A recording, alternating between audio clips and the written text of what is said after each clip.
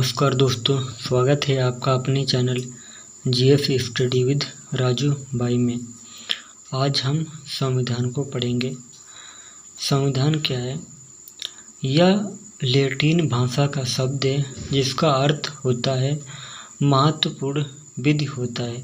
यदि कोई आपसे पूछता है कि संविधान किस भाषा का शब्द है तो आप बताएंगे कि यह लैटिन भाषा का शब्द होता है। संविधान किसी देश का लिखित व अलिखित नियमों का महत्वपूर्ण दस्तावेज होता है जिसके आधार पर किसी देश का शासन प्रशासन चलाया जाता है। हमारा संविधान है वो किसी देश का लिखित भी हो सकता है और अलिखित भी होता है। जैसा कि आप जानते हैं, इंग्लैंड का संविधान अलिखित संविधान है और अमेरिका का संविधान लिखित संविधान है। संविधान के महत्व को देखते हुए इसे राज्य की आत्मा का दर्जा दिया गया है। संविधान भारत में संविधान की प्रथम झलक सभा और समिति नामक संस्थाओं में देखने को मिलती है। ये संस्थाएं हमारी वैदिक कालीन में हमें इनकी देखने को मिलती है जानकारियाँ। जबकि विश्व में संविधान की प्रथम झलक हम्बुराबी के अभिलेखों में देखने को मिलती है, जिसे हम्बुराबी की विधि संहिता के रूप में भी जाना जाता है। यदि आपसे कोई जानकारी चाहता है कि विश्व संविधान की सबसे पहले झलक या संविधान के बारे में सबसे पहले हमें जानकारी कहाँ से प्राप्त होती है, तो आप बताओगे कि हम्बुराबी के अभिलेखों से प्राप्त होती है। विश्व में प्रथम लिखित संविधान यूएसए यानी यूनाइटेड स्टेट ऑफ अमेरिका का है, जिसे आज हम संयुक्त राज्य अमेरिका बोलते हैं। और विश्व का प्रथम अलिखित संविधान यूनाइटेड किंगडम यानी यूके का है, यानी हमारे इंग्लैंड का है। और विश्व का सबसे बड़ा लिखित संविधान आप जानते हैं हमारा भारत का संविधान है, जिसमें सबसे अधिक अनुच्छेद हैं और अन्य सभी संविधानों से बड़ा है। अब दोस्तों, इसके बाद हम संविधान के महत्वपूर्ण शब्दों पर बात करेंगे।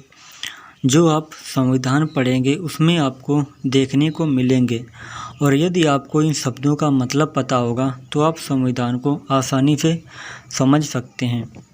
हमारा एक शब्द आता है संविधिक। संविधिक शब्द का क्या मतलब होता है?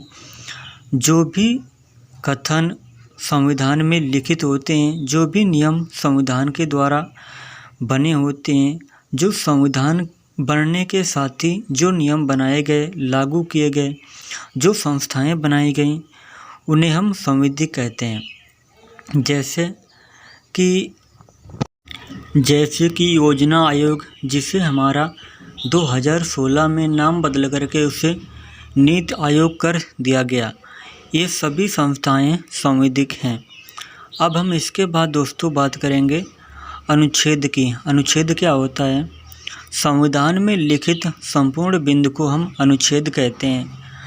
जब भी हमारा कोई भी नियम या कानून बनता है, वो संविधान के किस अनुच्छेद में लिखा हुआ है, किस तरीके से हम कानून बना सकते हैं, उसमें कौन से नियम लागू हो सकते हैं, वो किस अनुच्छेद के द्वारा आते हैं, किस अनुच्छेद के द्वारा उनको संरक्षण दिया जाता है, ये सारी बातें हम देखते हैं, उसे हम अनुच्छेद कहते हैं।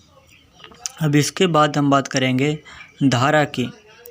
संसद द्वारा पारित अधिनियम के प्रमुख बिंदु धारा कहलाते हैं। संविधान के अनुच्छेद के उपभाग कहलाते हैं धारा। जैसे कि आप देखते होंगे, जैसे कि मान लीजिए अनुच्छेद 1 है और अनुच्छेद 1 का ए, 1 का बी, 1 का सी, ये सारे उपभाग जो होते हैं इन्हीं को हम धारा कहते हैं। इसके बाद बात करेंगे हम संघ की। संघ क्या होता है? क्षेत्रीय इकाइयों या राज्यों का सामूहिक समूह संघ कहलाता है। आपने देखा होगा भारत में बहुत सारे संघ हैं, जैसे भीम आर्मी एग्जाम्पल के तौर पर लीजिए, बजरंग दल, समाजवादी पार्टी, ये सारे क्या हैं? ये सारे सभी संघ कहलाते हैं। अब इसके बाद हम बात करेंगे विधेयक की। विधेयक या बिल क्या होता है? किसी भी कानून का निर्माण होने से पूर्व उसका प्रारंभिक स्वरूप विधेयक कहलाता है। दोनों सदनों द्वारा पारित होने तक वह विधेयक ही रहता है। आप जानते हैं हमारे संसद में 2 सदन होते हैं, लोकसभा और राज्यसभा। हमारा उच्च सदन राज्यसभा कहलाता है और निम्न सदन लोकसभा कहलाता है। जब कोई भी कानून होता है वह इन दोनों सदनों में रखा जाता है। यदि दोनों सदनों से उसको कानून पारित होने के पहले तक वह विधेयक रहता है। जब उस पर कानून पारित हो जाता है, उसको स्वीकृति मिल जाती है दोनों सदनों से, तो वह विधेयक अधिनियम बन जाता है। अब इसके बाद बात करेंगे हम अधिनियम की। सामान्य अर्थ में क्या है? कानून है। मुख्य कार्यपालिका की स्वीकृति के पश्चात अधिनियम कहलाता है। मुख्य कार्यपालिका में आप जानते होंगे कौन से अधिकारी होते हैं। मुख्य कार्यपालिका में हमारे उच्च पदों के अधिकारी आते हैं, जिनमें IAS रैंक के अधिकारी आते हैं। वो भी इस नियम को स्वीकृति देते हैं। इसके हम बात करेंगे अध्यादेश। अध्यादेश क्या होता है? अध्यादेश का मतलब होता है आदेश जारी करना। संसद विधानमंडल के सत्र न होने पर राष्ट्रपति या राज्यपाल द्वारा अध्यादेश जारी किया जाता है।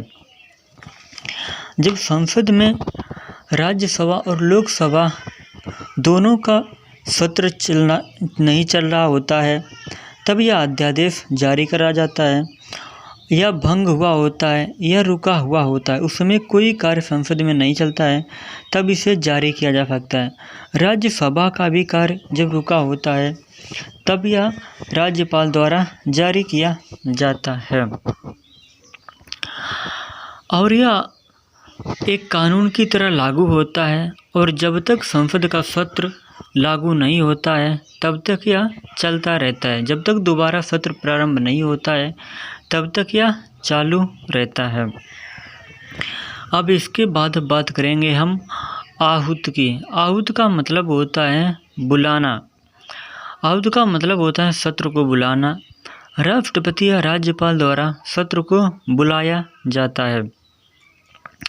अनुच्छेद 85 के द्वारा राष्ट्रपति सत्र को बुलाता है और अनुच्छेद 174 के द्वारा राज्यपाल सत्र को बुलाता है। अब इसके बाद बात करेंगे सत्रावसान की। सत्रावसान का मतलब क्या होता है? सत्रावसान का मतलब होता है सत्र की समाप्ति करना। राष्ट्रपति अनुच्छेद 85 के द्वारा इस सत्र की समाप्ति करता है और राज्यपाल अनुच्छेद 174 के द्वारा ही विधानमंडल का सत्र की समाप्ति करता है। अब इसके बाद बात करेंगे हम अभिभाषण की। अभिभाषण क्या होता है? राष्ट्रपति द्वारा विशेष अवसर पर दिया गया संबोधन अभिभाषण कहलाता है। राष्ट्रपति अनुच्छेद 87 के द्वारा अभिभाषण देता है और यह 2 अवसरों पर देता है। एक तो देता है पहले नवनिर्वाचित लोकसभा के प्रथम अधिवेशन पर। जब हमारी लोकसभा चुन करके आती है, उसका प्रथम अधिवेशन यानी सारे लोकसभा में सदस्य आते हैं, तब उसको प्रथम बार संबोधन करता है। और प्रत्येक वर्ष के प्रथम सत्र के प्रथम दिन पर, प्रत्येक वर्ष हमारा संसद का जब प्रथम सत्र शुरू होता है, उसके पहले दिन राष्ट्रपति संबोधन देता है। अब इसके बाद बात हम करेंगे पीठासीन अधिकारी की। तत्कालीन समय में पद पर आसीन व्यक्ति पीठासीन अधिकारी कहलाता है। सदन की अध्यक्षता करने वाला अधिकारी पीठासीन अधिकारी कहलाता है। आप जानते होंगे जब हमारा चुनाव होता है उस समय पर प्राइमरी और जूनियर के स्कूलों के टीचर जो होते हैं, जो हेडमास्टर होते हैं, उनको भी पीठासीन अधिकारी बना दिया जाता है। पीठासीन अधिकारी अपने कार्यालय के सभी कार्यभार देखता है और जितने भी सदस्य उसके साथ में जुड़े होते हैं उनको दिशा निर्देश देता है कि आपको क्या कार्य करना है और किस प्रकार आपको चुनाव कराने हैं। अब इसके बाद हम बात करेंगे गणपूर्तिया कोरम। गणपूर्तिया कोरम क्या होता है? किसी भी सदन की कार्यवाही के लिए आवश्यक न्यूनतम संख्या गणपूर्तिया कोरम कहलाती है। मान लीजिए कि राज्यसभा में 250 सदस्य हैं और 250 सदस्य में 100 सदस्य अवश्य होने चाहिए, तभी राज्यसभा का कार्य शुरू हो सकता है। उसे ही हम क्या कहते हैं, गणपूर्ति या कोरम कहते हैं कि कम से कम 100 सदस्य तो होने ही चाहिए। अब इसके बाद हम बात करेंगे संचित निधि की। संचित निधि क्या होता है? वह कोष जिसमें सरकार के समस्त राजस्व एकत्र होते हैं या शामिल होते हैं, उसे हम संचित निधि कहते हैं। इसमें कर राजस्व और गैर कर राजस्व नहीं शामिल होता है, बाकी सारे राजस्व इसमें शामिल होते हैं। अनुच्छेद 266 के वन में इसका उल्लेख दिया गया है। संसद द्वारा इस पर नियंत्रण होता है कि हमारी संचित निधि को कैसे बढ़ाया जाए और उसका अधिक धन ज़्यादा खर्च ना किया जाए। अब इसके बाद हम बात करेंगे आकस्मिक निधि की। आकस्मिक निधि क्या होता है? वह कोष जिसमें सरकार की आकस्मिक आवश्यकताएं की पूर्ति की जा सके, संचित निधि कहलाती है। जब सरकार को किसी अचानक समय में अचानक से ज़रूरत पड़े धन निकालने की, तो सरकार उससे धन निकाल ले और उसको अपने कार्य में खर्च कर सके। जो भी योजनाएं उसे लागू करानी हो वो योजनाएं लागू करा सके और बाद में उस धन को फिर पूरा कर दे, उसे ही हम आकस्मिक निधि कहते हैं। तो दोस्तों, आज तक हम यही बात करते हैं। मैं आशा करता हूँ कि आपको वीडियो पसंद आया होगा। तो मिलते हैं आपको नेक्स्ट वीडियो में। नमस्कार।